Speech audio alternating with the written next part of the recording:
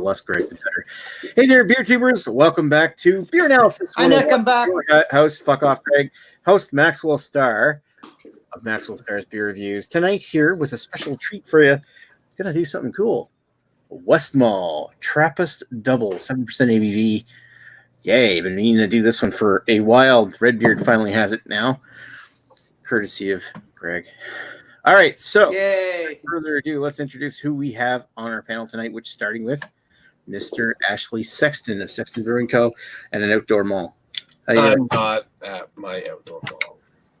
I'm at home in my basement, and I'm nursing a cough and a head cold and congestion and shit like that. So I'm still going to drink it, and I just probably won't be able to taste it. So go. I hear you there. All right, next up, we got Redbeard. What's going down, Redbeard? Not much. Thanks for having me. I'm apprehensive about this beer. It should be interesting. You might like it. I hope so. And he's got that beer courtesy of this guy. Hi, Nick. Hi, Thanks the best. I did something good for Redbeard for once. You actually Next did time I'll something send good him for some once. Chinese flu. Chinese flu? Was it sweet and Next time I'll sour? send him the coronavirus. Sweet and sour sicken? Yeah. What was it? The dog. Kung flu? The dog's going crazy. All right.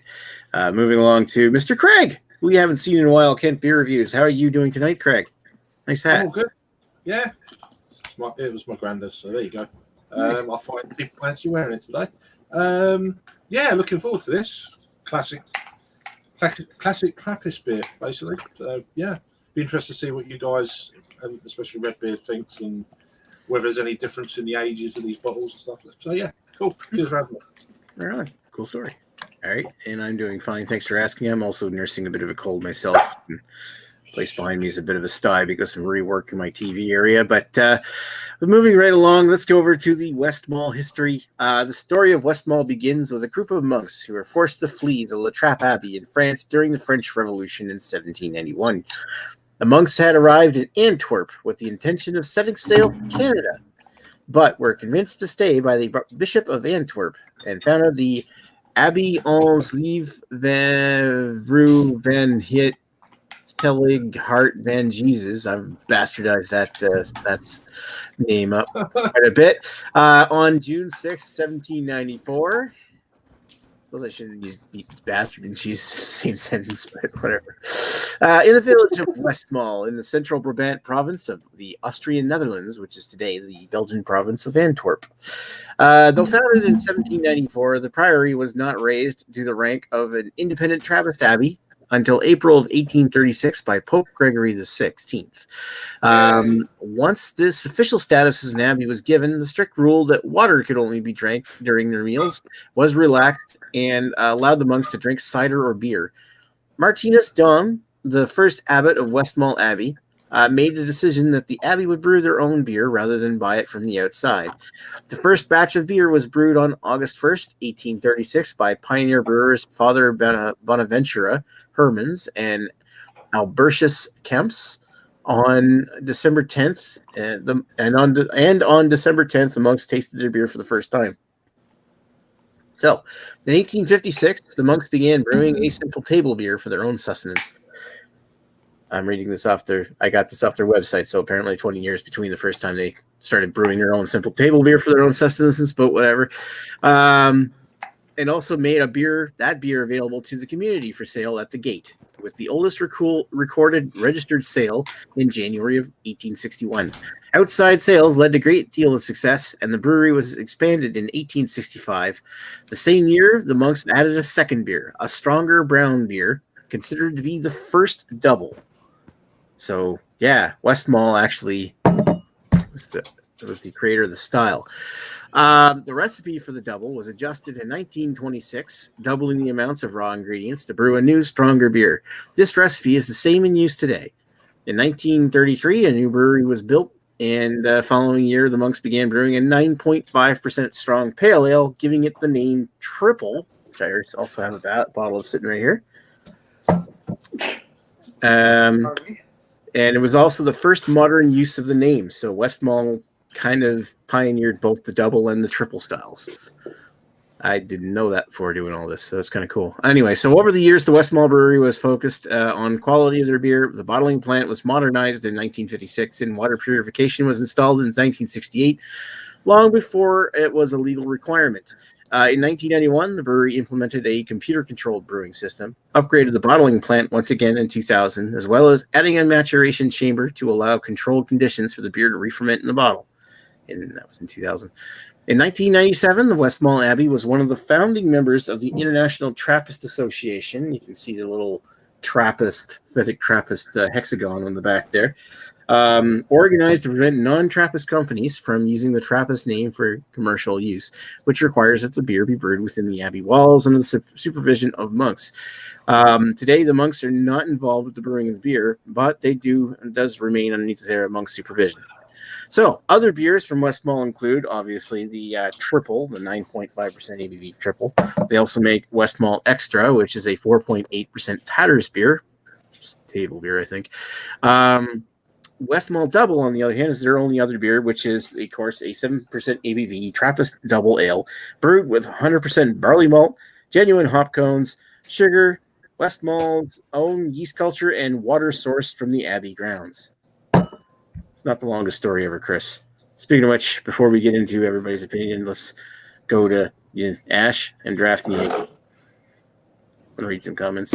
Oh, you want to read the comments? Yeah. On the 10th, I dare you to start early or on time.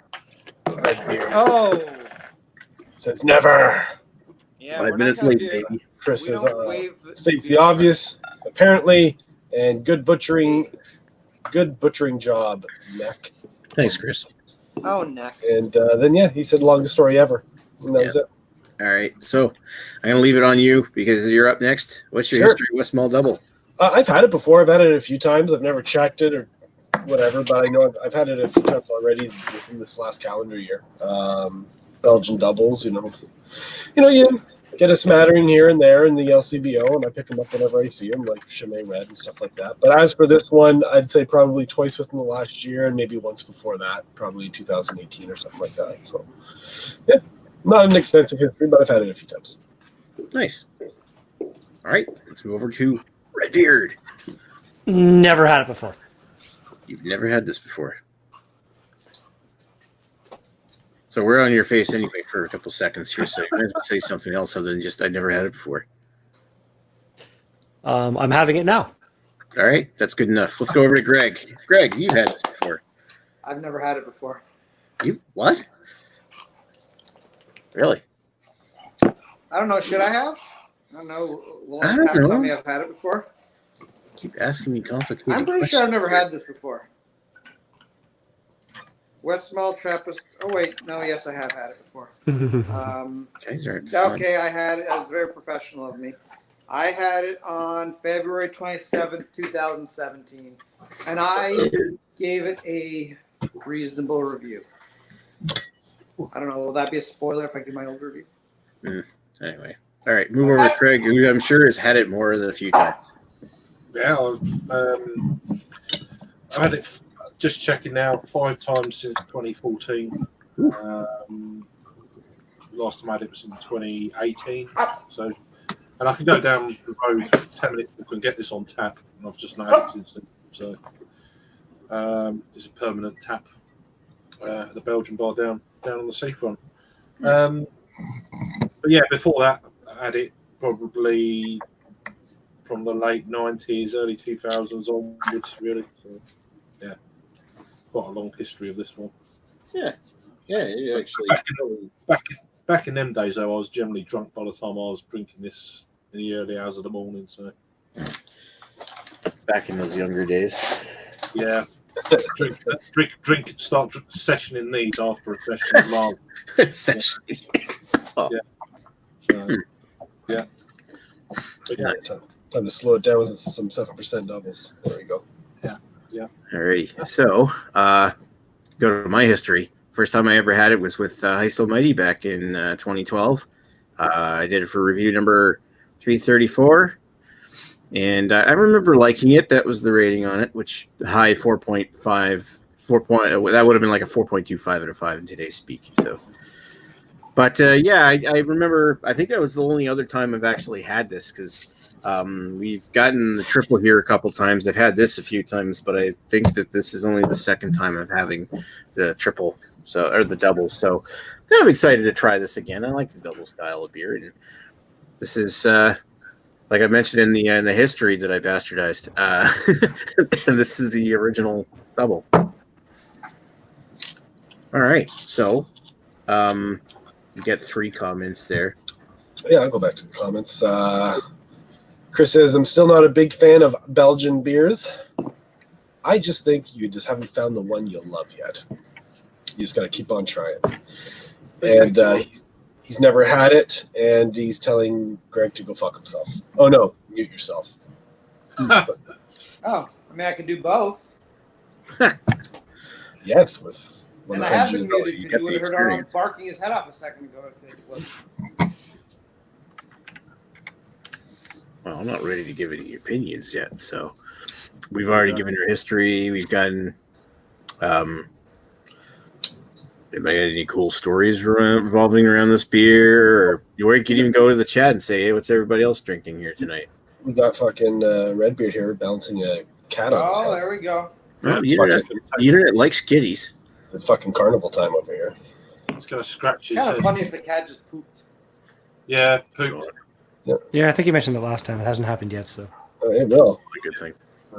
That's why I just got to You're gonna wake up and he like have like pooped in your beard, you know, thinking poop beard. that'd be pretty gross, but you know, a shower would cure it. dumb things. I'm sure dumber things have happened. So, And a shave. Not to me. I've never gotten anything that gross in my beard. Jesus. What I will say about this beer is that it's much nicer as it warms up. I find already the body's.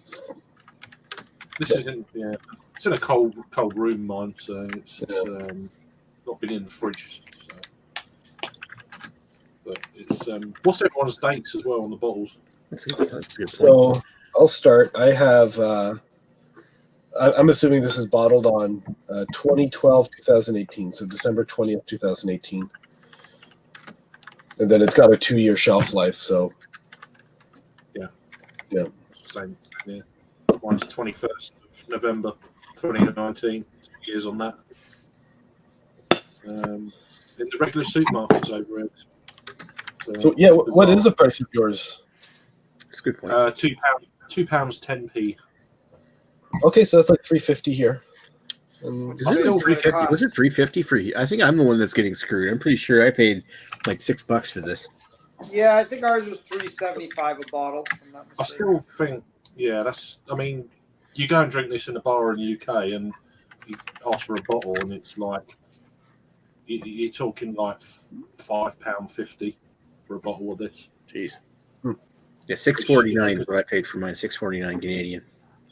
Yeah, considering we're like, well, where I live, we're probably one of the closest locations in the UK to Belgium, and it's crazy. Oh, interesting. Never knew that. Well, I'm sort of southeast England, right at the very kind of. Oh, okay. Southeast. So I look out on the top, not see Belgium, but I can see northern France from about 10-minute walk away. I wonder what it costs if you like live just down the street from the brewery. Wonder if you go to the brewery itself, if they have it available there, if it's cheaper. Yeah. Oh, I'd assume so. You would assume that, but yeah. Got a few more comments I think that rolled in here. And Chris says, even though he wants you to mute yourself, Greg, he still loves your dog. Lee is in the chat. He's like, I'm eating jalapeno peanuts. I'm awesome. And yes, you are. Is. Jalapeno peanut sounds pretty good, actually. Off the 10th shortest BA 101 ever. No, we're stretching it out. What's the beer next week? So that's been taken care of. This show is canceled, says Lee. Yeah, right. Jesus. It's my show now. And finally, hey, Craig, stop sending your fucking rolls over here to live with us. Oh, no, it's great. I wish they'd all fucking go over there. There you go. What were you just showing? Yeah, they have to come here and live it because I've just got 2 bottles. Gotcha. Yeah, I didn't even get the chance to say what mine was. It's May 31st, 2018. Good. So technically, I'm drinking this within the it's still good realm. Like, That'd be interesting. So we got 3 different kind of vintages or years. because yours is fairly like 3 months old. This one, well, this is like a year and a half. But what was the LCBO ones? Mine's December 20th of last year, of 2018. Sorry, 2018. Yeah. Same here. Okay, just over a year then. It's pretty good. I don't know if I'd age it too long. It's only 7%, still. Yeah. I'm as well suited for it. I usually find these Dubbels, Tripels, Quads. I often find to me, they don't age that well. I find they age okay, but I find fresh they're usually the best to me anyway. 2 or 3 years for me. I mean, some beers can go 5, but nah. Just get another one to get down the line. Yeah, typically you think like dark beers would last a while, but a double's kind of it's only at 7%, and even though it is bottle conditioned in the last couple of years, but I can't see that lasting too much longer than 2 or 3. Wouldn't be like a strong dark or a quad that I'd want to age for even longer. I mean, you could do like you're doing. You test them all out, age them for 4 or 5 years, and then see how they go. You're cheap enough to experiment. Yeah. That's That's what I'd do. I mean, I've never done it. I should do because it's like you say, it's just go and grab them and throw them down in the cellar. But yeah, That's true. You've got the easiest access to it. just never bothered. I just drink them. You start drinking. Yeah. All right. So let's go over. Anybody ready to give their final thoughts? Yeah, sure. Mm-hmm.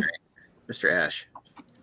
So, I mean, on the nose, I can't really pick up too much because I'm pretty stuffed up. But, I get like a lot of like, plum and fake, mostly with a touch of chocolate on the nose.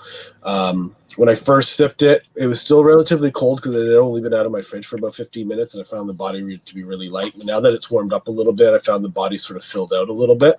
So I'd still say it's a pretty light body, but it's sort of teetering on the edge of being like medium.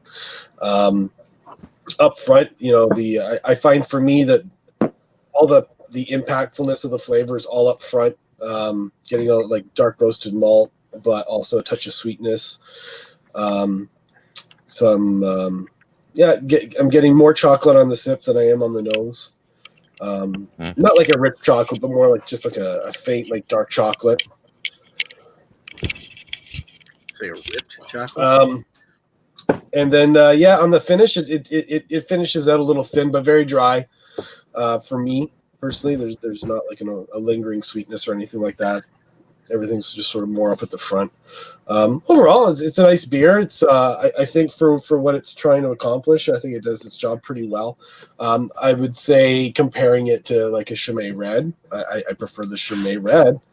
But that hasn't stopped me from grabbing this, a few times already. So for Belgian Dubbel, I think it serves the style pretty well. I'll give it an 8.25 for style, and then for personal preference, I'll give it a solid 4. Nice. 8. So it's 8, 5, and 8. Yeah. Make sure It was 8.25 and 8 actually. Was it 8.25 and 8? Yeah, Mhm. I think I did say 8.25. Yeah. I wrote. You did say, or you didn't? Yeah, I did. Okay. All right. Good. Thank you, I Richard. pay attention to Ashley. That's because I was trying to do the graphic up while we're talking. Anyway, go ahead, Redbeard. What do you think? I don't mind it. It's not bad. I'm still not at the point where I'm loving it or anything, but like I actually said, I'm getting like some chocolate, maybe like a bit of like fig or raisin or something coming through. Hmm. It's not bad. I'm going to go like they invented it apparently, so I'll give them at least a 9 for the style. And overall, I'm going to go 7. 7. That's actually reasonably high for a Belgian beer for you. Things are changing, man. Palate shift. Or you got a toddler palate now. Red, baby. I'm out of those beer diapers. Beer diapers. Now you're in the beer huggies. All right. Speaking of huggies, say, Greg, what are your thoughts? My thoughts are, I think Ashley's reviews were better before he got bought out by the big guys. But anyways, so yeah, going back in 2017, which granted I have no clue how fresh this was. I thought there was chocolate, candy sugar, and light banana. And I agree with old Greg's tasting notes. They're a lot more muted for me than perhaps they were then. This is smooth as hell. Now it's 2 years old due to the LCBO aging program. Ever drink Bailey's from a shoe? I never have. Should I? Oh God, I got that. Anyways, it's good. It's got also a little bit of a grapey flavor, maybe a dark fruit, fig, whatever you want to call it. I'm actually really, really enjoying this. And I kind of think if you don't like Belgian beers, this might be a good one to try, especially being aged for 2 years, because it's super smooth and you don't get a lot of that Belgian yeastiness that I think a lot of people are turned off by. So I'm going to go for style 9 out of 10. Personal enjoyment, it's solid 8 for me. I'm quite enjoying this. Nice. All right, Greg. And let's go over to Craig, who's got an opinion apparently. Yeah, this is fairly fresh. There's no kind of hint that it's fresh, to be honest. It gives me the impression that it is what it is, and that's what it stays like. Obviously, within a few years, it might mellow out, get a bit smoother as it gets a little bit older, but generally it's quite smooth now, considering this is like 3 months old. There's a lot of I'm getting a little bit of candied kind of sweetness in this, maybe a bit of brown sugar kind of thing up front, and then it pans out that kind of that raisiny, figgy sort of esters coming through. But as Greg was saying, it's not crazy kind of Belgian yeast forward or anything like that. It's quite well balanced. It's quite smooth. I say there's no hint of the ABV in this fresh bottle either.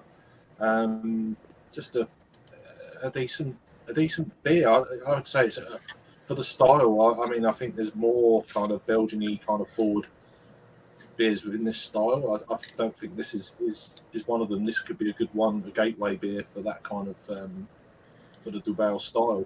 So, in terms of rating, then I'm going to give this 8 on both sides for that. So out of 10 for me. So yeah, pleasant beer. It's nice when you haven't had this beer for a little while. If you drink them regularly, then it's like any beer, and it can get a bit boring. No, very nice. Right on. All right, so I had a bit of a technical glitch there. I missed your rating. What did you give it? 8s on both. 8s on both? Okay. Yeah. Alrighty. So, without further ado, let's go to what my opinion, even though most like Lee doesn't care. So my thoughts on this thing is that I get, like Ashley, I've been kind of stuffed up over the last week. I'm getting more of the smell now than I did before, because before I had a gratuitous amount of head. I'm getting a lot more spice and like cinnamon and dusty cocoa and a little bit of like raisins and figs, like you were talking about, and the aroma now. It's almost like kind of reminiscent as like a Dr. No, maybe not. Yeah, maybe a bit like a Dr. Pepper or something like that. But less cola-y. Anyway, the flavor it's very drying, I find. Like it's almost like it tastes like it should be sweetened, but it doesn't have a lot of sugar in it at all. It's like almost parching as it goes down the tongue. It's actually quite refreshing and almost a little puckering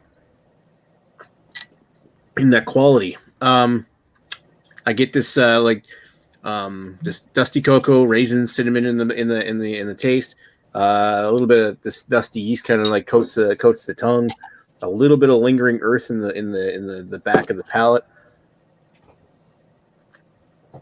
and lingering cinnamon in the flavor, cinnamon and cocoa and chocolate. So this is actually really kind of smooth, really kind of nice, and it's not like it's not like a very sweet or very like powerful tasting beer. It's just an enjoyable, very sessionable Trappist style beer, which is in some circles probably exactly what you want. This could be a sipper for you. This could also be a sessionable one, just like Craig was talking about. And my second one. Anyway, Oh yeah. yeah. So my opinion on this thing here is 8.5 for style and 8 for overall enjoyment, and we'll go from there. So I'm gonna go do the math. As I was listening to you guys, I guess if, when you think about what this beer was actually made for, it's just brewed by the monks, for the monks, as a part of their diet. You know what I mean? Yeah.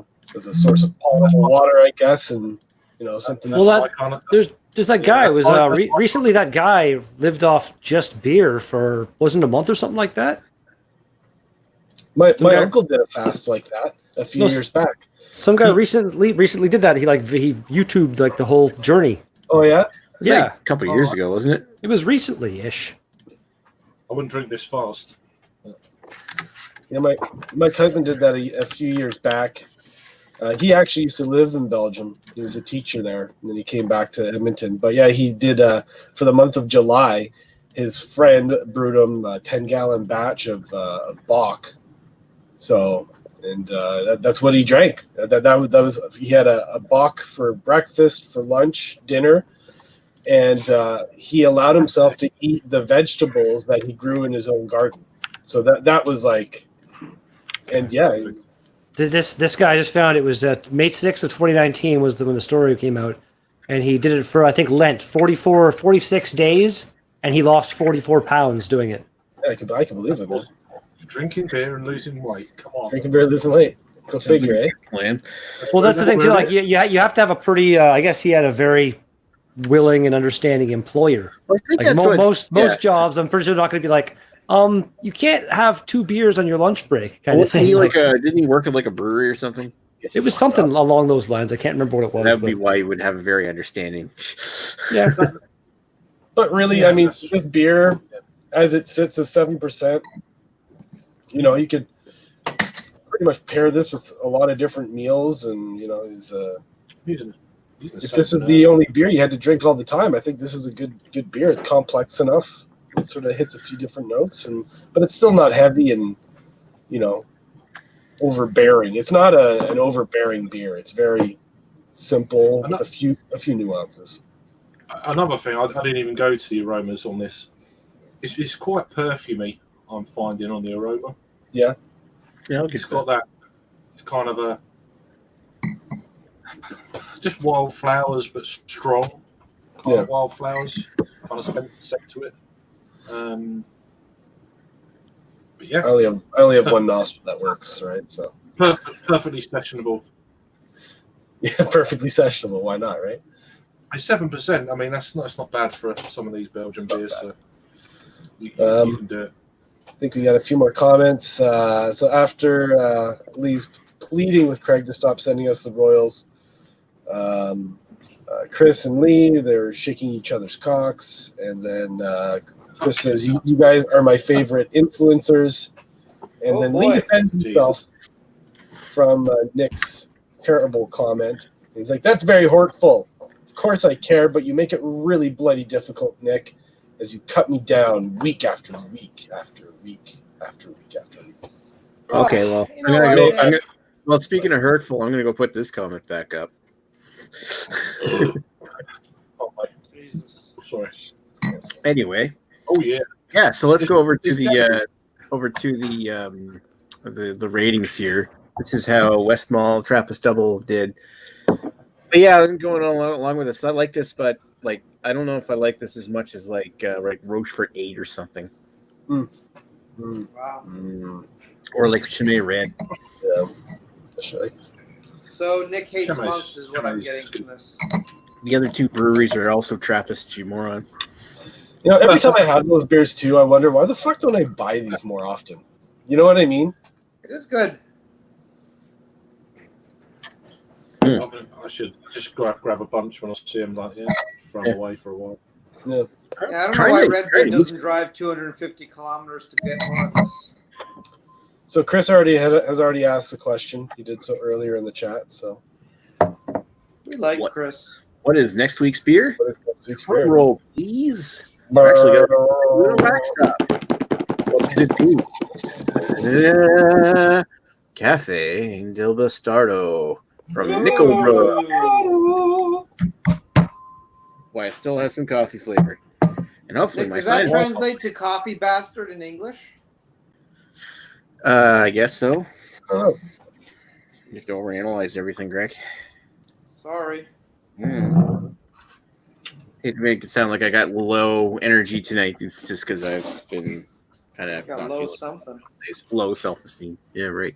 Jesus. Yeah. A big letdown dump.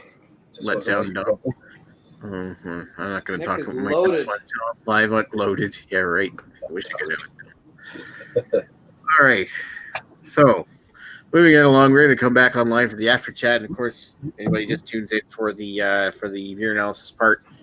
We are going to do Cafe del Bastardo next week. Thank you for watching. Thanks, Ash. Thanks, Redbeard. Thanks, Craig, and thanks, Greg, for coming on. Thanks, Lee. Thanks. See, I'm being appreciative here, Lee. And thanks, Chris, for being in the chat. And thanks, Jamie, for watching the replay. And Eric Gilbert, we miss you. And of course, one last note: penis. Penis. Miss you, Joe.